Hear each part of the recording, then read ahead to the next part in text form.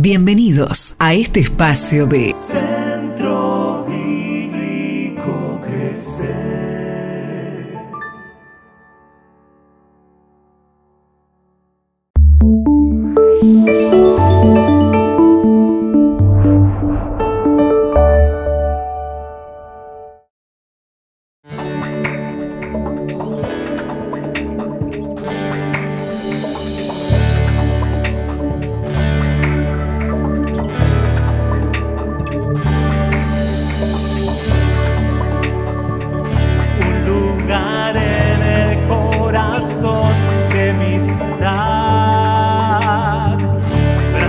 De gracia y un mover espiritual, celebraciones de alabanza a Dios. Crecer es encontrar amigos de verdad, vivir la historia en comunidad. Crecer es perdonar y volver a intentar, dejar el miedo y avanzar. Crecer es transformar la dura realidad, es caminar por fe y creer. Una familia que te ayudará a vencer, sabiendo que en Jesús hay poder. Bienvenidos al Centro Bíblico Crecer. Amén, amén. Aplaudimos al Señor, pero desde lo más profundo de nuestro corazón decimos amén, amén, porque así es. Si Dios está con nosotros, las cosas son totalmente distintas. ¿Por qué? Porque la Biblia dice que Él está sentado en el trono. Dios lo ha declarado Rey de Reyes, Señor de Señores, y en esta tarde nosotros confesamos juntos esta verdad.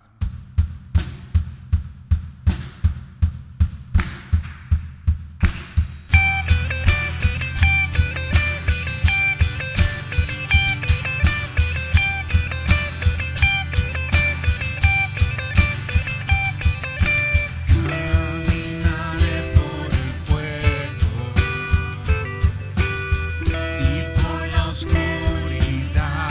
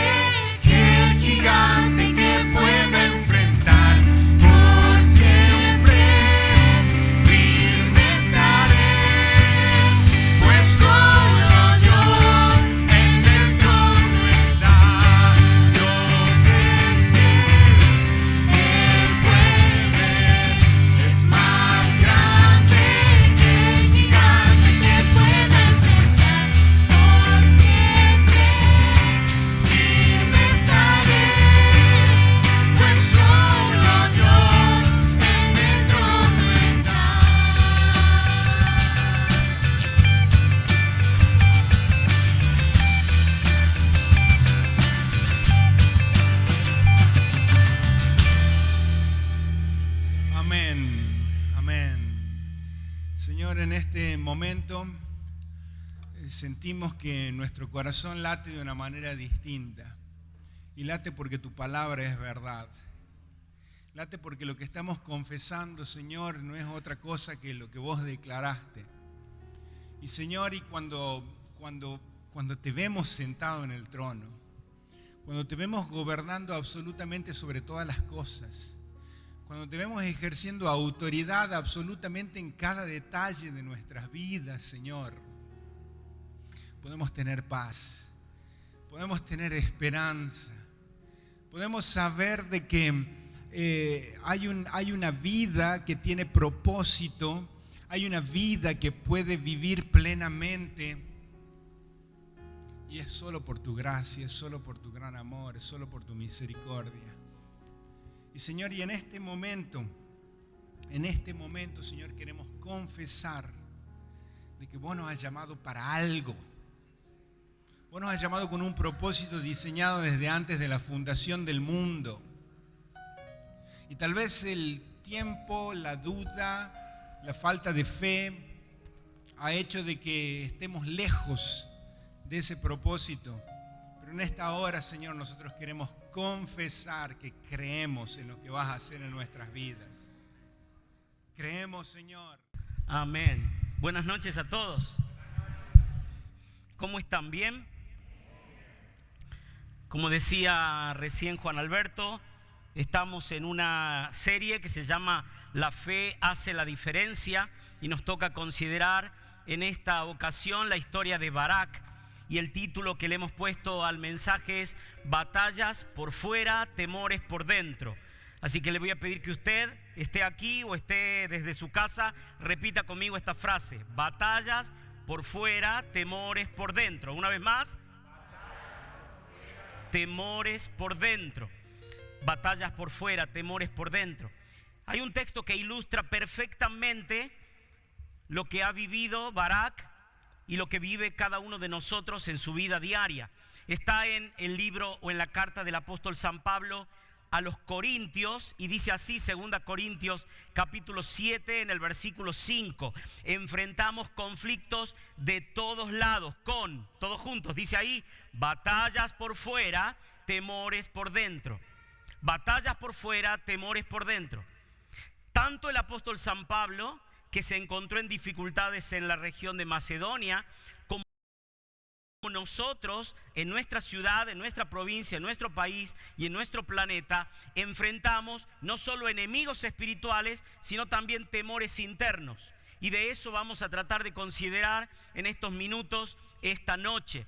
Bueno, la serie está basada en la carta de Hebreos en el capítulo 11, y allí simplemente dice de este personaje: ¿qué más puedo decir? Versículo 32: no hay tiempo suficiente para hablar de, y solamente menciona a Barak, pero no describe en la carta a los Hebreos los hechos de Barak. Por lo tanto, te invito a que juntos vayamos a el libro de los Jueces capítulo 4 y 5. Allí está la historia de Barak. Mientras vos vas a tu Biblia, sea en papel o en un formato digital, yo te voy a invitar a que juntos internamente le pidamos al Señor que hable a nuestra vida, porque todos nosotros, sin excepción, enfrentamos batallas por fuera y temores por dentro. Todos, sin excepción. Seas que tengas una edad incipiente como la niñez, o sea que estés cursando ya quizás la última etapa de tu vida, en tu vejez, sabe que todos enfrentamos batallas por fuera, temores por dentro. Y allí en Jueces capítulo 4, desde el versículo 1, vamos a empezar a descubrir algunos conceptos que hacen a la fe de Barak, porque la fe hace la diferencia y porque él figura en esta galería de héroes de la fe, de campeones de la fe de Hebreos capítulo 11. Y lo primero que tendría que destacar en esta noche es que la fe que hace la diferencia es una fe que no se abstrae de la realidad. No se abstrae de la realidad. Te pido que lo repitas bien fuerte conmigo. No se abstrae de la realidad. Esa es una fe que marca la diferencia. ¿Sabes?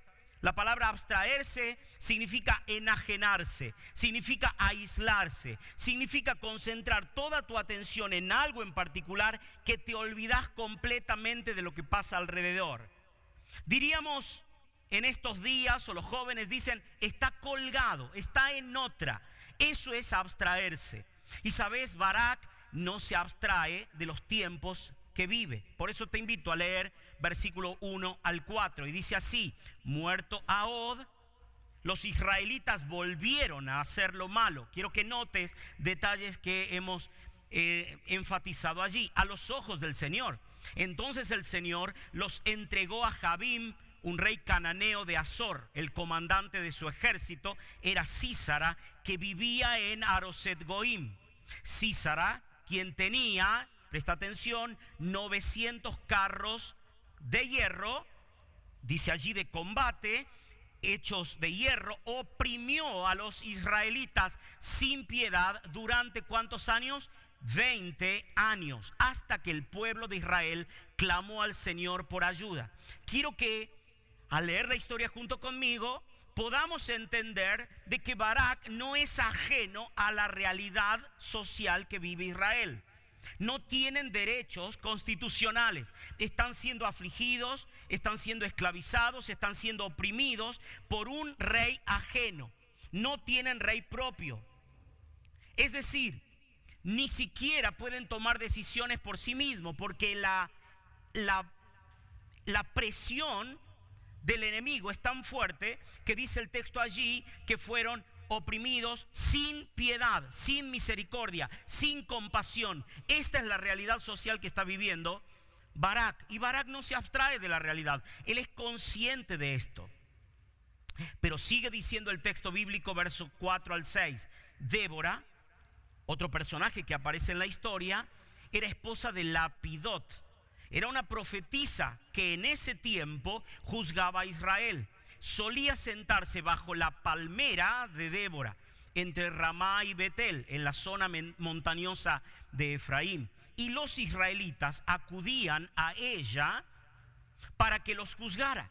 Un día Débora mandó a buscar a Barak, el hijo de Abinoam, quien vivía en Cedes, en el territorio de Neftalí, y le dijo: el Señor, Dios de Israel, te ordena, reúne en el monte Tabor a 10,000 guerreros de las tribus de Neftalí y de Zabulón.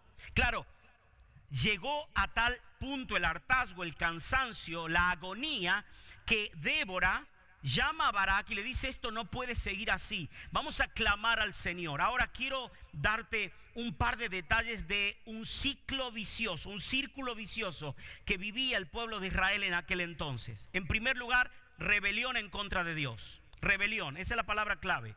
En segundo lugar, la opresión del pueblo enemigo. En tercer lugar, la oración pidiendo libertad. Y en cuarto lugar, la liberación de parte de Dios.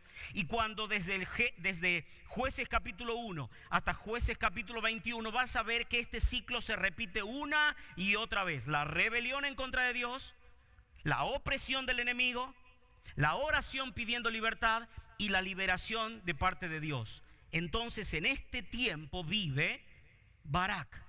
Pero también concluye Jueces capítulo 21 diciendo estas palabras. Último texto de Jueces, del libro de Jueces. Y dice así claramente: en ese tiempo Israel no tenía rey y cada uno hacía lo que mejor le parecía.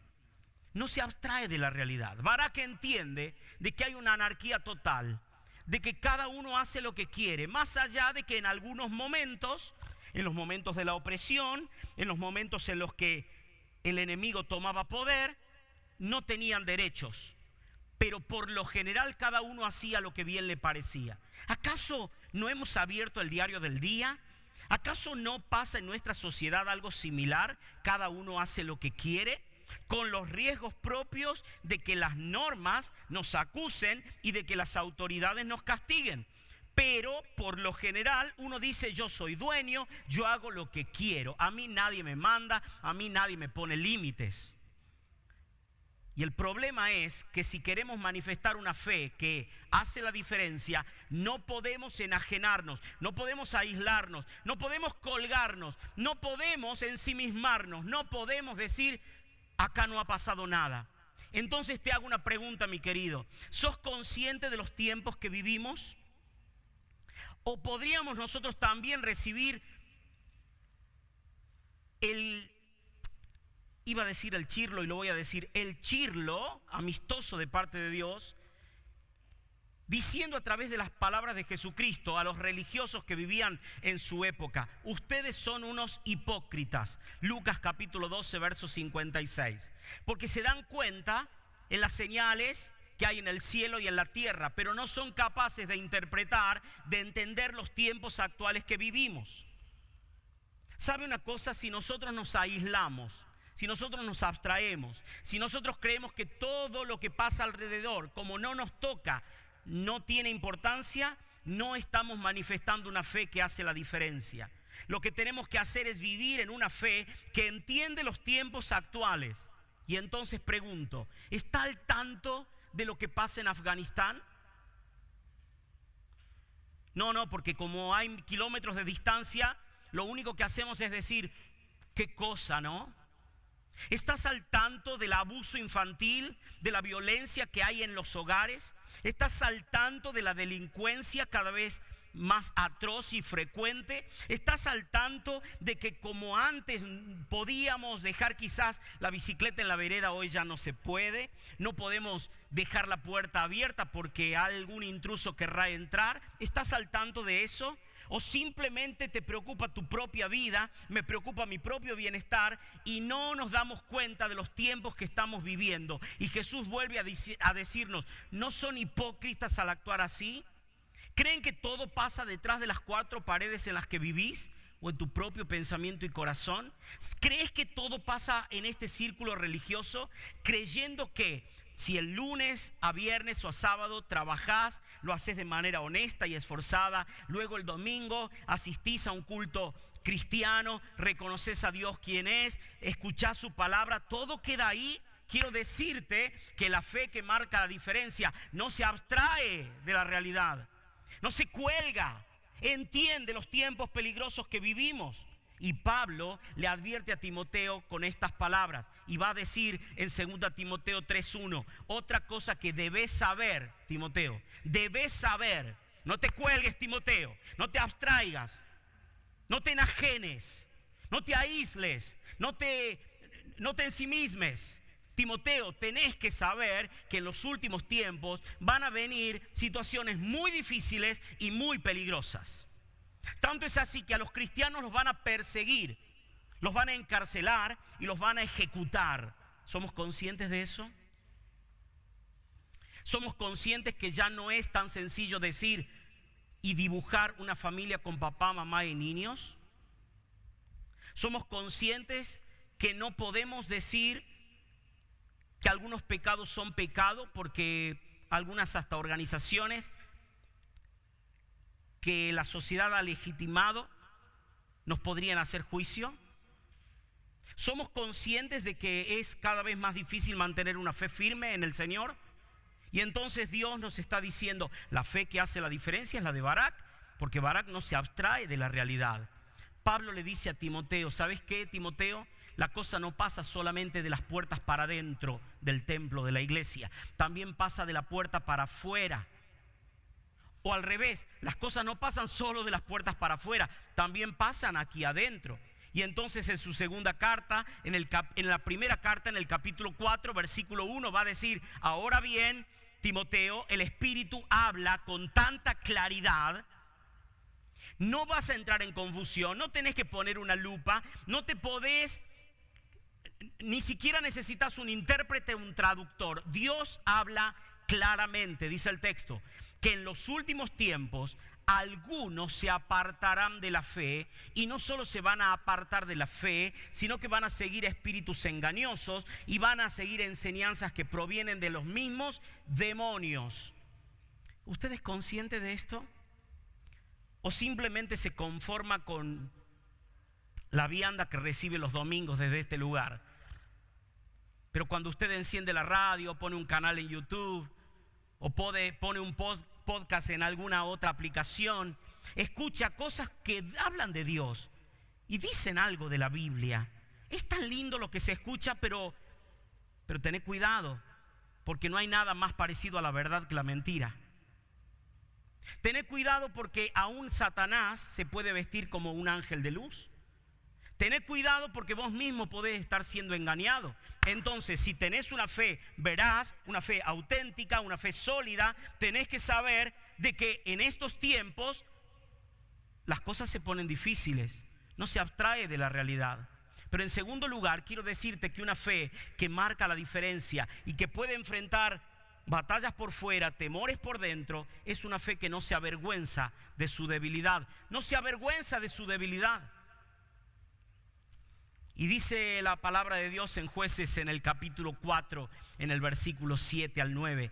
Y yo haré, dice Dios a través de Débora, que Sísara, el comandante del ejército de Jabín, vaya al río Sison, junto con sus carros de combate y sus guerreros.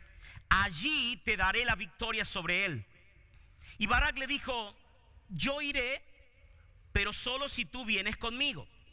Muy bien, dice Débora, iré contigo, pero no vas a recibir vos la honra en esta misión, porque la victoria del Señor sobre Sísara quedará en manos de una mujer. Así que Débora fue con Barak a Cedes.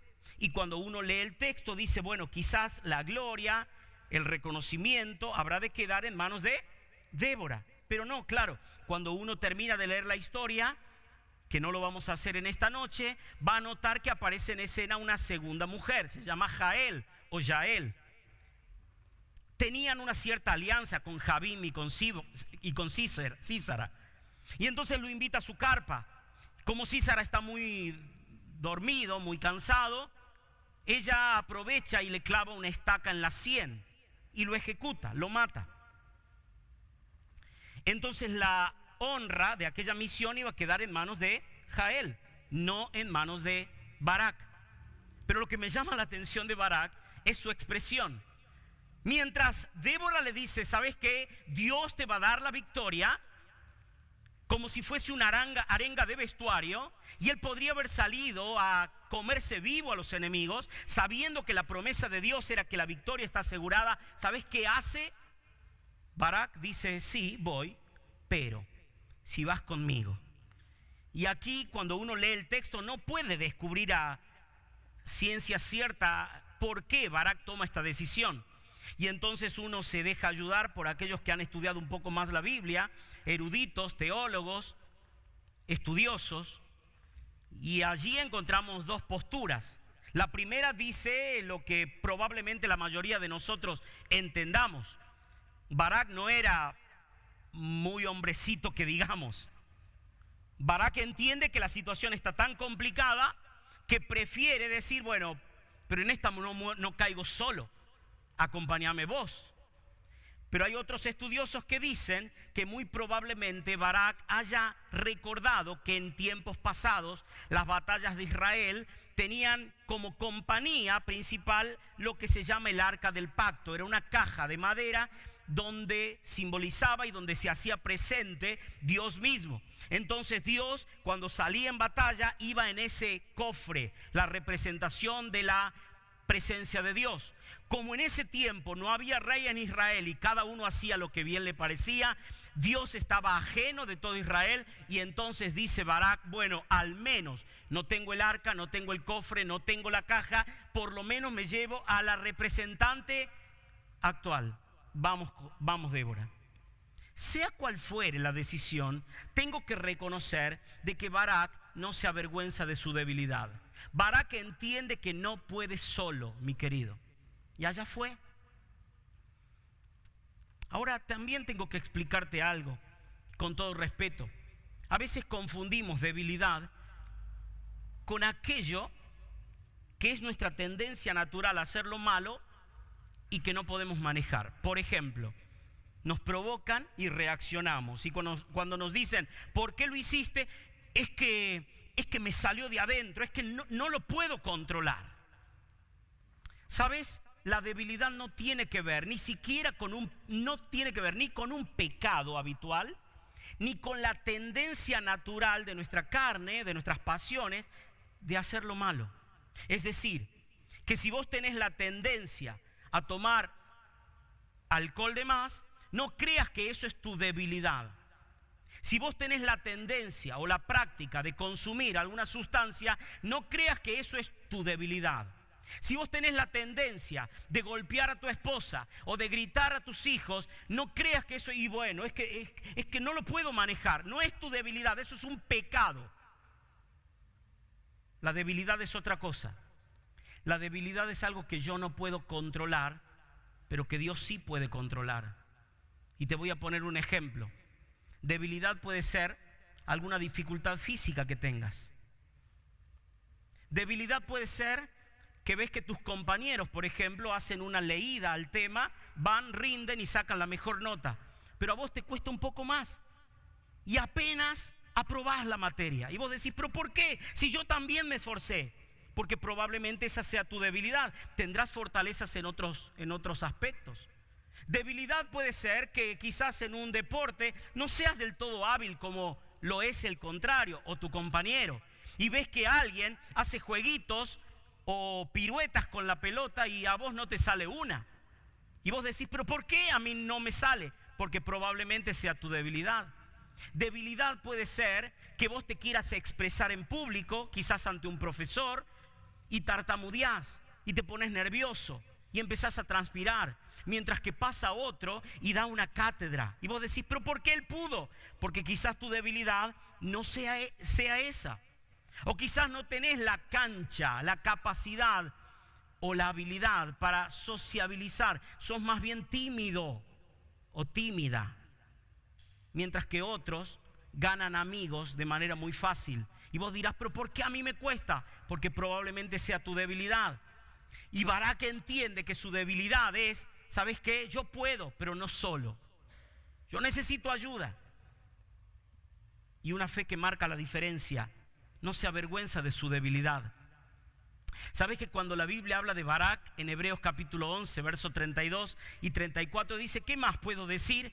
No hay tiempo suficiente para contarles sobre, y lo menciona Barak. Pero el 34 hace como una síntesis de toda la galería, pero puntualmente dice algo interesante. Dice, por la fe, unos que eran débiles se hicieron fuertes y llegaron a ser poderosos y derrotaron ejércitos. Y uno ve el texto y lo pone a trasluz y dice, pero evidentemente aquí se habla de Barak. Porque él no se avergüenza de su debilidad, pero obtiene poder en el Señor. ¿Sabes? Si sos débil, lo primero que tenés que hacer es identificar en qué sos débil. Habiendo entendido de que debilidad no tiene que ver con un pecado, con una tendencia a hacer lo malo, sino con algo que no podés manejar. Puede ser tu estatura, o puede ser tu contextura física, puede ser quizás tu manera de hablar o alguna otra cosa, pero entendé que hay algo que no podés sostener solo. ¿Tenés una enfermedad? ¿Has ido a miles de médicos? ¿No has podido? Bueno, esa puede ser tu debilidad. Es muy simple. Pero ¿sabes qué? En eso tenés que gloriarte, no podés avergonzarte. Cuando Pablo escribe su carta a los Corintios, va a decir estas palabras. Y a mí realmente me conmueve, porque tranquilamente podría ser la carta que le escriba Pablo a la iglesia en el Centro Bíblico Crecer en Frías. Y dice, ahora fíjense, hermanos, según las normas humanas, no hay entre ustedes muchos sabios, tampoco muchos que tengan influencias, ni que pertenezcan a familias importantes, pero a pesar de todo, Dios los ha llamado. Bienvenidos, porque aunque somos débiles, Dios nos ha convocado. Pero sigue diciendo, pero Dios, gloriosos peros de Dios y de la Biblia, pero Dios prefirió usar las tonterías de este mundo para avergonzar a los sabios, y prefirió usar a los débiles de este mundo para avergonzar a los poderosos.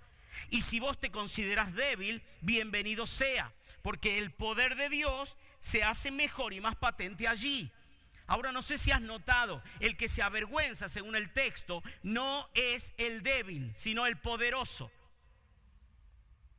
Porque la fe que marca la diferencia es una fe que no se avergüenza de su debilidad. Tanto es así que en el capítulo 2 el mismo Pablo dice: ustedes son débiles, pero yo también soy débil. Cuando fui a ustedes y me presenté ante ustedes, lo hice con toda debilidad, o con tanta debilidad que hasta temblaba de miedo. No les hablé ni les prediqué con palabras sabias y elocuentes, sino con la demostración del Espíritu. ¿Para qué? Para que la fe de ustedes no dependa de la sabiduría humana. No confíen en el maestro o en el profesor, sino en el poder de Dios.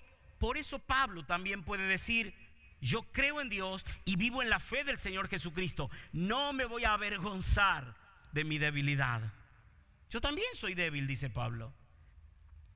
Y tan débil era Pablo que en varias ocasiones le pidió a Dios que lo fortalezca, quitándole su debilidad. Y Dios le dijo esto 3 veces. Lo dice 2 Corintios capítulo 12, verso 9 y 10. Cada vez Dios me dijo: mi gracia es todo lo que necesitas. Mi poder actúa mejor en la debilidad. Así que ahora, dice Pablo, ahora que lo entiendo, ahora que entiendo que no puedo disimular la debilidad, ahora que entiendo que no puedo quitarme la debilidad, ahora que entiendo que tengo que asumirla y no me tengo que avergonzar, no solo que no me avergüenzo, me jacto de mi debilidad. Y sigue diciendo el texto: me deleito en mi debilidad, porque cuando soy débil, allí entonces soy fuerte. Mi querido hermano, ¿ya has identificado cuál es tu debilidad?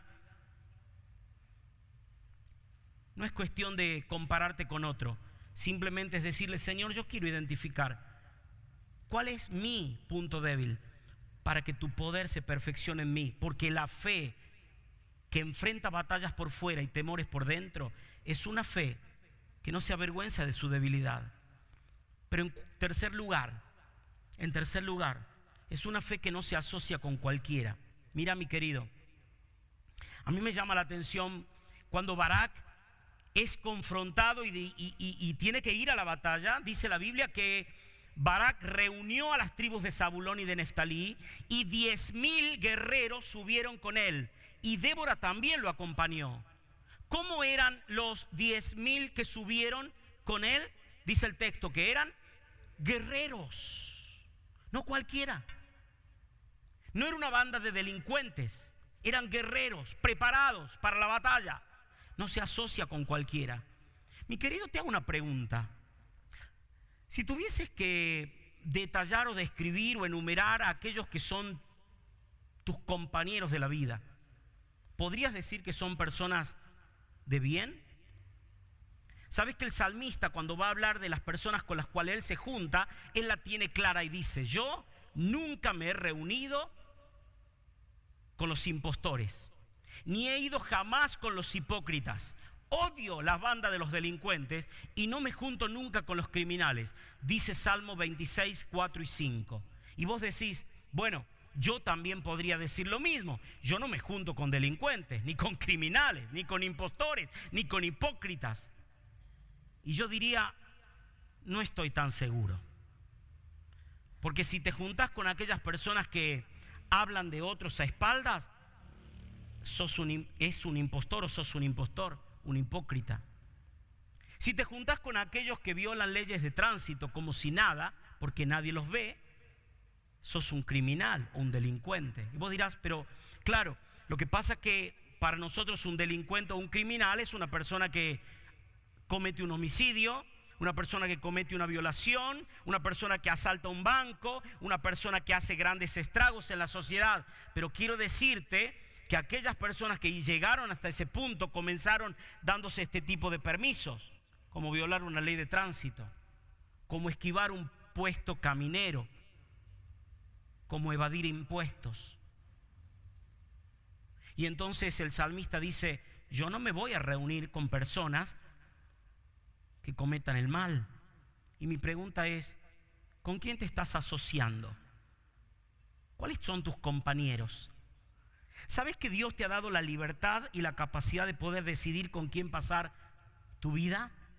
No solo tu compañero de cuarto, de cama, sino también tus amistades. Las personas de aquí mismo. ¿Con quién te estás reuniendo a diario? ¿Has sabido elegir con quién juntarte? Porque Barak entiende: Yo no me voy a asociar con cualquiera, porque la fe que enfrenta batallas por fuera y temores por dentro entiende que no puede hacerlo con cualquiera. Y dice Pablo al respecto: cuando nos juntemos, entendamos que tenemos que ser como uno solo, el cuerpo de Cristo. Lo dice Romanos capítulo 12, verso 16. No seamos altivos, no dejemos de juntarnos con los humildes. Ese es el primer grupo con quien tenemos que juntarnos. ¿Sabe qué significa la humildad? Es tener un claro sentido de la ubicación. Esto soy. No me creo más ni menos de lo que Dios dice que soy. Un claro sentido de la ubicación. Entonces, ¿con quién debo asociarme? Con los humildes. No debemos creernos más sabios que los demás. Pero el Salmo 119, 63 va a decir algo mucho más profundo. Yo soy compañero de los que te temen y de los que guardan tus mandamientos. Yo soy compañero, dice otra versión, de los que te aman y te obedecen. Y mi pregunta a vos, jovencito, o a vos, persona mayor, te hago una pregunta: ¿con quién te reunís? ¿Cuáles son tus amistades? ¿Cuáles son las personas con las cuales has hecho migas? ¿Son personas que aman al Señor? De verdad, te lo pregunto. ¿Con quién pasas más tiempo? ¿Con personas que aman al Señor y guardan sus mandamientos? ¿O con ellos solamente te los cruzas los domingos? Como si fuese que acá fuésemos todos santos, ¿verdad? Sabes que acá también tenés que saber elegir tus amistades. Porque no todos los que estamos aquí, con real tristeza debo asumirlo, aman a Dios y guardan los mandamientos.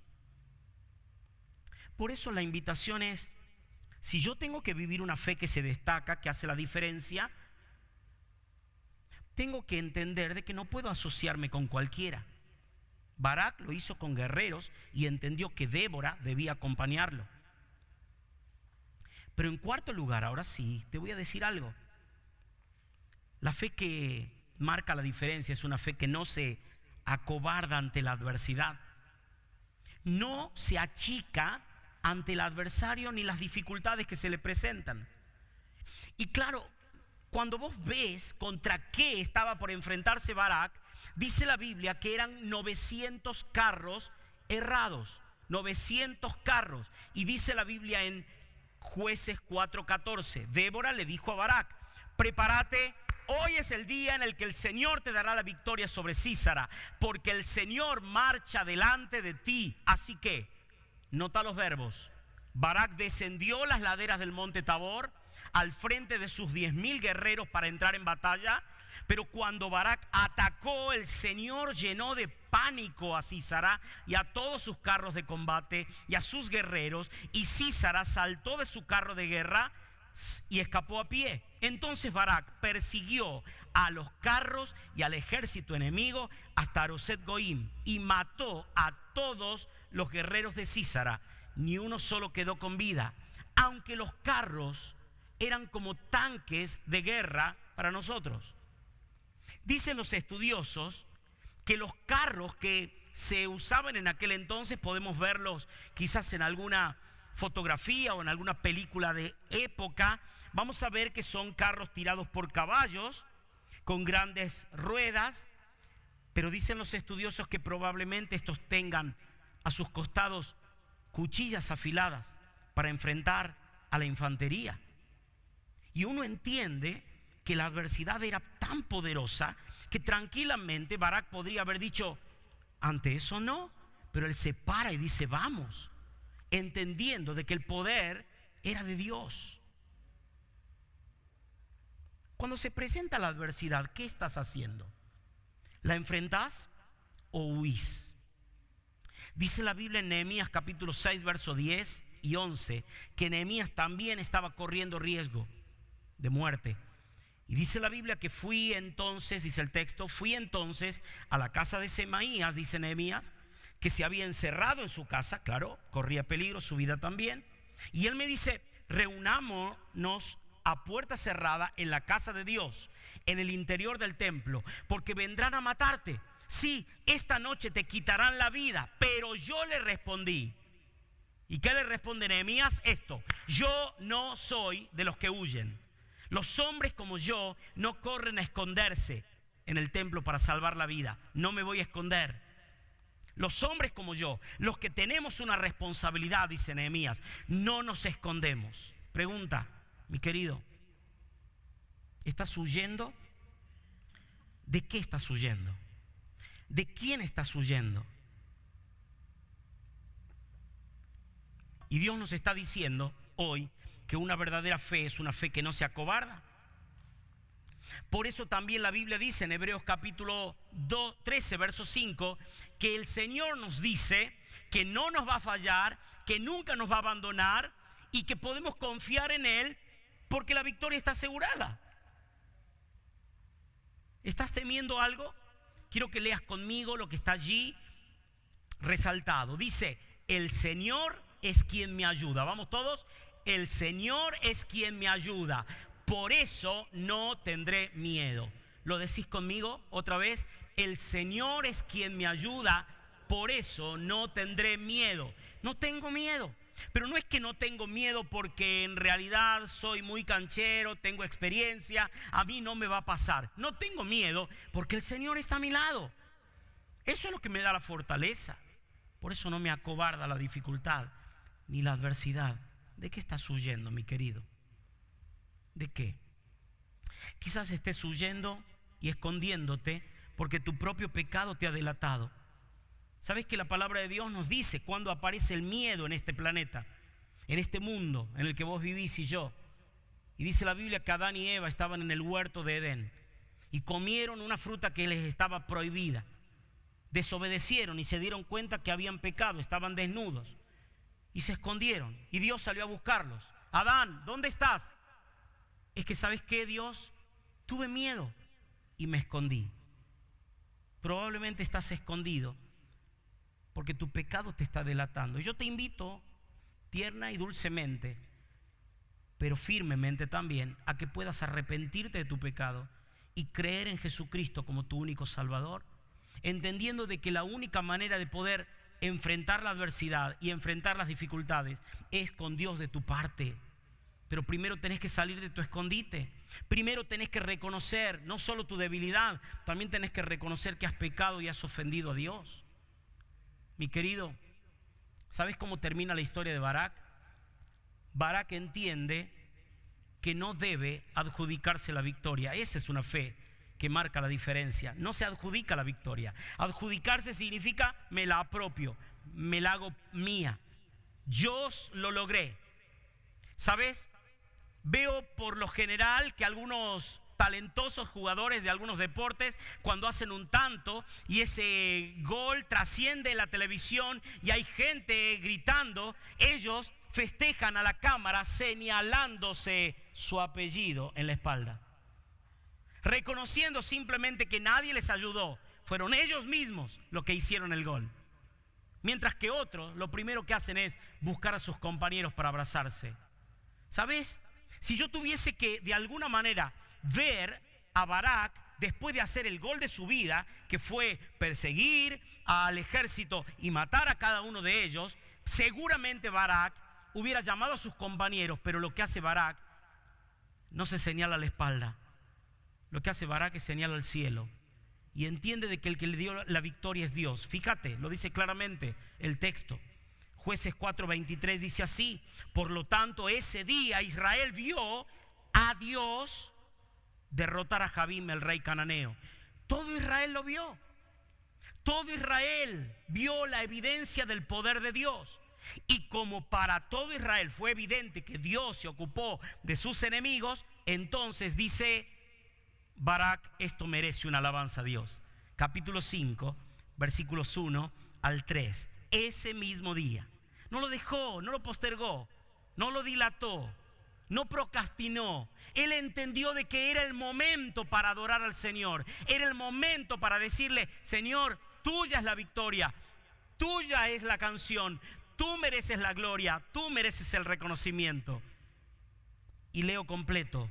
Barak, el hijo de Abinoam, entonaron junto a Débora el siguiente cántico. Los líderes de Israel tomaron el mando y el pueblo los siguió con gusto. Alabado sea el Señor. Escuchen, reyes, Presten atención ustedes gobernantes poderosos, pues cantaré al Señor, tocaré música para el Señor, el Dios de Israel. ¿A quién le adjudica la victoria sino al único que lo podía hacer posible? Porque Él nunca se avergonzó de su debilidad, pero tampoco Él dejó de reconocer que su poder se perfeccionaba en su debilidad, el poder de Dios. ¿Sabes? La Biblia dice en 1 Corintios capítulo 15, gracias sean dadas a Dios. Él nos da la victoria por medio de nuestro Señor Jesucristo. Dice 1 Crónicas capítulo 29, tuya, Señor, es la magnificencia, el poder, el honor, y dice allí, y la victoria. Tuya es la victoria. Dice Isaías capítulo 12, en el versículo 2, miren, presten atención, no se cuelguen. Dios es el que vino a salvarme, confiaré en Él, no tendré temor. Es el Señor mi fuerza, Él es mi canción, Él es el que me dio victoria. Cuando alcanzas un logro, sea cual fuere, en el ámbito que sea, esa venta que hiciste, esa comida que te salió tan rica, esa materia que aprobaste, ese corazón que conquistaste, ¿a quién le atribuís el logro? ¿A tu experiencia? ¿A tus años de capacitación? ¿O le das la victoria al Señor? La gloria sea al Señor. El salmista termina diciendo en el Salmo 115:1 estas palabras: Señor, no es para nosotros la gloria. Nosotros en realidad no merecemos ni siquiera que nos palmeen la espalda. El texto dice: Señor, nosotros no merecemos recibir ningún honor. Todos los honores, todos deben ser para ti. Solo tú debes recibir la gloria por tu fiel amor y por tu lealtad. Solo Él merece la alabanza y la gloria. Amén. Porque una fe que marca la diferencia es una fe que se enfrenta a batallas por fuera, temores por dentro. En primer lugar, no se abstrae de la realidad que vive. En segundo lugar, no se avergüenza de su debilidad. En tercer lugar, no se asocia con cualquiera. En cuarto lugar, no se acobarda ante la dificultad o la adversidad. Pero en quinto lugar, tampoco se adjudica la victoria. Reconoce que es el Señor el único que merece toda ovación, los aplausos, los gritos, diciendo: Señor, no a nosotros, sino a tu nombre da gloria. Este espacio fue presentado por Centro Bíblico Crecer.